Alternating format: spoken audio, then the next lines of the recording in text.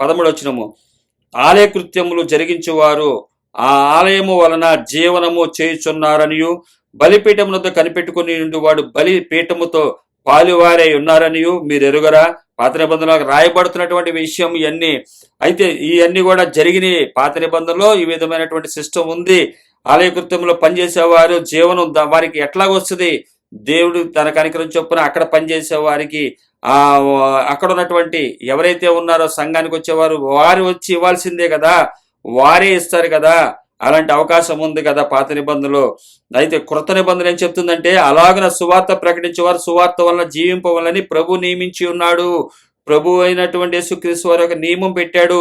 అలాగనే సువార్త ప్రచురించేవారు సువార్త వలన జీవింపవలని ప్రభు నియమించి ఉన్నాడు. సువార్త ప్రకటిస్తున్నటువంటి వారు, సువార్తను తెలియజేస్తున్నటువంటి వారు జీవింపవాలంటే ప్రభువు నియమించి ఉన్నాడు. వారు జీవించాల్సింది ఏ విధంగా జీవించాలన్నది ప్రభు నియమించి ఉన్నాడు. సువార్త అలాగన సువార్త ప్రచురించే వారు సువార్త వలన జీవింపవాలని ప్రభు నియమించి ఉన్నాడు. సువార్త వలన జీవింపవాలని ప్రభు నియమించి ఉన్నాడు. ఏదైతే సత్య సువార్త చెబుతారో ఆ సత్య సువార్త చెప్పిన వారికి వీరిని మనం తప్పనిసరిగా గుర్తుపట్టాలి. సత్య సువార్త చెప్పిన వాడికే సువార్త వలన జీవించాలి.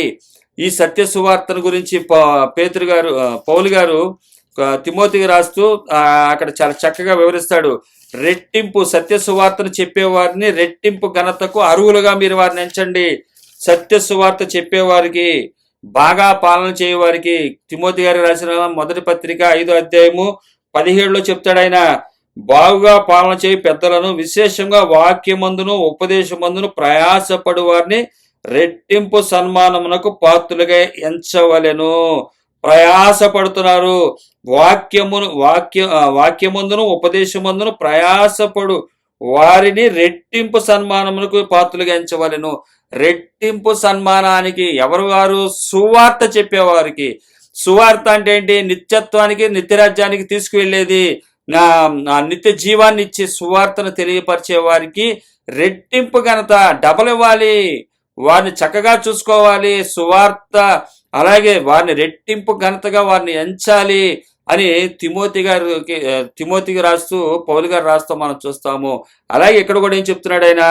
అలాగనే సువార్త ప్రచురించువారు సువార్త వలన జీవింపవలెను. ప్రభువు నియమించి ఉన్నాడు. ఇది ప్రభువు నియమించి ఉన్నాడు. సువార్త వలనే జీవించాలి. ఈరోజు దుర్వార్త అంటే పరలోకానికి నడిపే సువార్తను భూలోకానికి మార్చి ఆశీర్వాదాలు, తర్వాత అద్భుతాలని అయ్యని అని దుర్బోధన చేస్తూ సువార్తను భూలోక వార్తగా మార్చేసిన వారు సువార్థికులు కాదు. వాళ్ళు సువార్తకు సంబంధించిన వారు కాదు. కానీ వారు ఏం చేస్తున్నారంటే విస్తార ధనాన్ని సువార్త రూపంగా సువార్త చెప్తున్న వారిగా అర్హులంగా వాళ్ళు ఏం చేస్తున్నారంటే డబ్బులు తీసుకున్నారు. తెలుగు చెబుతానని చెప్పి ఇంగ్లీష్ చెప్పి డబ్బులు తీసుకుంటూ ఎంత తప్పో అంతకన్నా ఘోరమైన తప్పు. సువార్త సత్య సువార్త చెబుతానని చెప్పి అబద్ధ సువార్త అంటే లోక సువార్త, అబద్ధ సువార్త. శుభవార్త అది లోక శుభవార్త. లోకంలో అన్ని కూడా శుభవార్తలు ఉంటాయి. ఉద్యోగాలు శుభవార్త, రకరకాల విషయాలన్నీ కూడా శుభవార్తలు. కానీ సువార్త అనేది పరలోక సంబంధించింది, మంచి వార్త, ఆత్మను రక్షించే వార్త. ఆ సువార్తను చెప్పేవారికి జీతం ఉంటుంది. కానీ అబద్ధ వార్త చెప్పేవారు అబద్ధ ధనాన్ని విస్తారంగా సంపాదించుకుంటున్నారు.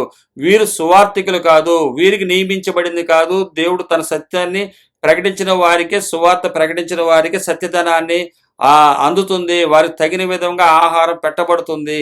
వారు ఎవరైతే సత్య సువార్త తెలియజేస్తున్నారో వారు కానుకలు కానీ ఏదైనా తీసుకోవటానికి యోగ్యులై ఉన్నారు. సత్య సువార్తను ప్రకటించేవారు వారి దగ్గర విస్తార ధనాన్ని కూర్చుకోరు. భ్రష్టత్వం రాకుండా చూసుకుంటారు, భ్రష్టులైపోకుండా చూసుకుంటారు. అబద్ధ ధనాన్ని సంపాదించుకునేవారు, అబద్ధ సువార్త చెప్పేవారు అబద్ధ ధనాన్ని విస్తారంగా సంపాదించుకుంటారు, భ్రష్టులైపోతూ ఉంటారు. కానీ వారు చూస్తుంది ఏంటంటే అబద్ధ ధనం భ్రష్టత్వం కాదనుకుంటారు. వాళ్ళు లోకంలో ఉన్నటువంటి అనేకమైనటువంటి పాప కార్యాలు ప్రజలు కంటి కనబడే అయ్యే అనుకుంటారు. కానీ భ్రష్టత్వం అనేది కోట్లాస్తి సంపాదించడమే భ్రష్టత్వం అని పౌలు గారు ఇక్కడ తెలియజేస్తూ దానికి రూఢీపరుస్తున్నాడు. అదే 9వ అధ్యాయం కొరింథీయులకు రాసిన పత్రిక తెలియజేస్తుంది. కొరింథీయులకు రాసిన మొదటి పత్రిక 9వ అధ్యాయం తెలియజేసేది అదే. భ్రష్టత్వంలో పడిపోమాకండి. సేవకుడు అయితే, సత్య సువార్తను తెలియపరిచేవాడు అయితే నీకు జీతం ఇస్తాడు ఆయన. కానీ భ్రష్టత్వంలో పడిపోమాకండి, అధిక ధనాన్ని కూర్చుకోమాకండి. అలాగే 15వ వచనంలో చెప్తున్నాడు, సువార్త విషయం తెలియజేస్తూ, నేనైతే వీటిలో దేనినైనాను వినియోగించుకొనలేదు. మీరు నా ఎడల ఎలాగును జరపవాలని ఈ సంగతిలో వ్రాయనూ లేదు. ఎవడైనానో నా అతిశయమును నిరర్ధకము చేయుట కంటే నాకు మరణమే మేలు. ఈయనేం చెప్తున్నాడంటే, ఈ విషయాలన్నీ కూడా అవకాశం ఉంది, సువార్త చెప్పిన వాడికి తీసుకునే హక్కు ఉంది. కానీ సత్య సువార్త చెబుతున్నా అయినప్పటికీ కూడా వీటన్నిటిని కూడా నేనేం చేయట్లేదు, తీసుకోవట్లేదు. యేసుక్రీస్తు వారు పాపంలో పట్టబడిన స్త్రీని కొడుతున్నట్టు, రాళ్లతో కొడుతున్నప్పుడు ఆయన ఏమంటాడంటే, మీలో పాపం చేయలేని వాళ్ళు ఎవరో చెప్పండి అంటే ఎవరో లేకుండా వెళ్ళిపోయారు. అయితే పాపం చేయకుండా ఉన్న వ్యక్తి అయినటువంటి యేసుక్రీస్తు వారు ఉన్నారు అక్కడ. ఉన్నా కూడా ఆయన కూడా ఆమెను శిక్షించలేదు. ఆయన ఏం చేశాడంటే, అమ్మ నేను కూడా నిన్ను శిక్షించను అన్నాడు. కానీ లోకస్తులు ఏమనుకుంటున్నారంటే, ఆయనలో పాపం ఉంది కాబట్టి ఆయన శిక్షించలేదు అనుకుంటున్నారు. కాదు. అలాగే పౌలు గారు కూడా ఏం చెప్తున్నాడు ఇక్కడ, నాకు పైన ఉన్నటువంటి విషయాలన్నీ కూడా వినియోగించుకోవచ్చు, వినియోగించుకునే హక్కు నాకుంది, కానీ నేను వినియోగించుకోవట్లేదు. నేనైతే వీటిలో దేన్నైనా వినియోగించుకోవట్లేదు. యేసుక్రీస్తు గారు కూడా పాపంతో పట్టబడిన స్త్రీని కొట్టే హక్కు ఉన్నా కూడా వినియోగించుకోలేదు. అలాగే ఏమంటారంటే, ఆయనలో పాపం ఉందని చెప్పి వాక్యం పెరిగినటువంటి అన్ని జనులు మాట్లాడతాం మనం చూస్తూ ఉంటాము.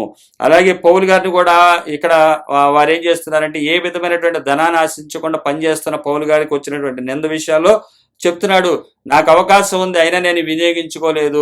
ధనాన్ని తీసుకుని సువార్త చెప్పొచ్చు, నేను అలాగే చేయలేదని చెప్తున్నాడు. ఆయన వినియోగించుకోలేదు. మీరు నా ఎడల ఇలాగూ జరపవాలని ఈ సంగతిలో రాయట్లేదు. ఇప్పుడు తర్వాత తదనంతరం వారు ఈ విషయంలో ఇలాగే ఉండాలని నేనేం రాయట్లా. నేను సువార్తకు అభ్యంతరం కలగజేయకుండా ఉండటం కోసం, ఏ విధమైనటువంటి అభ్యంతరం రాకుండా ఉండటం కోసం అన్ని కూడా చూస్తూ వెళుతున్నాను, జాగ్రత్త పడుతున్నాను.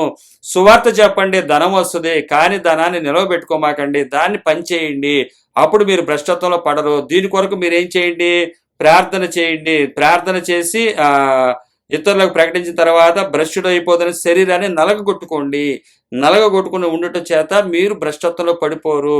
అలాగే ఈ ధనాన్ని కూడా నేను తీసుకోకుండానే ఉన్నాను, తీసుకోలేదు, ఏ విధమైన చేయలేదు. అలాగే ఎవరు కూడా ఇలా చేయాలని చెప్పట్లేదు, మీ ఇష్టం అది. మీరు కష్టపడి పని చేసుకోగలిగినా పర్వాలేదు, నాకులాగా లేదు. వస్తే సేవకే సంబంధించి పరిచయం చేస్తున్నప్పుడు, సత్యసువార్త చెప్తున్నప్పుడు కానుకలు తీసుకోండి, దశభాగాలు తీసుకోండి, ఏం ప్రాబ్లం లేదు. కానీ మీరు చేయాలని నేను చెప్పట్లేదు, ఇలా మీ గురించి చెప్తున్నానేమో అనుకోమాకండి. ఇది ఫ్రీ విల్. సత్యసువార్తను చెప్పాలనుకున్న వారు ఫ్రీ విల్, ఇది ఎవరన్నా చేయొచ్చు, మీరు ఇష్టం అది. మీరు పనిచేస్తూ సువార్త చేస్తారా, లేకపోతే సత్య సువార్త చెబుతూ సంఘం ఇచ్చినటువంటి పాలు తాగుతూ, సంఘం ఇచ్చినటువంటి ద్రాక్ష తోట పంటలో ఇచ్చినట్టుగా, అలాగే కళ్ళెం తొక్కుతున్నటువంటి ఎద్దు ఏదైతే తన మూతికి చిక్కం పెట్టుకోకుండా ఆహారాన్ని తీసుకోగలుగుతుందో అలాగే మీరు తీసుకోండి, కానీ అధిక ధనాన్ని కూర్చుకోకండి. భ్రష్టత్వంలో పడిపోతారు. కాబట్టి వీటన్నిటి గురించి నేను తెలియజేయడానికి కారణం ఏంటంటే, భ్రష్టత్వంలో మీరు పడిపోకుండా మీ శరీరాన్ని నలగొట్టుకోండి. మనం చేసేది ఆత్మకార్యాలు అని చెప్తున్నాడు ఆయన.